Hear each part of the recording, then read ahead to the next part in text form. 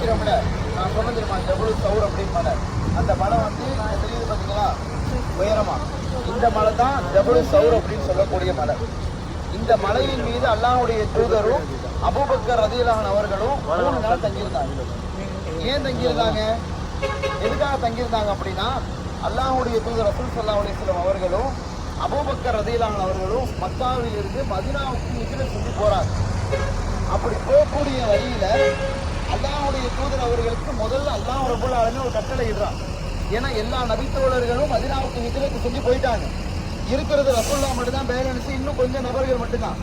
அவங்களும் ஹிஜ்ரத் செஞ்சு போகணும். ஏன்னா மக்கால நாளுக்கு நாள் கெடுபுடிகள் அதிகமாகிட்டே வருது. அப்போ அல்லாஹ்வுடைய தூதர் ரசூல் ஸல்லல்லாஹு அலைஹி வஸல்லம் அவர்களுக்கு அல்லாஹ் கட்டளை இடுறான். அபூபக்கர் சித்திக் ரலியல்லாஹு அன்ஹு போய் சொல்றாங்க, அபூபக்கரை இன்றைய தினம் நீங்களும் நானும் மதீனாவுக்கு ஹிஜ்ரத் செஞ்சு போறோம், நீங்க தயாராகிக்கொள்ளுங்க அப்படிங்கிறாங்க.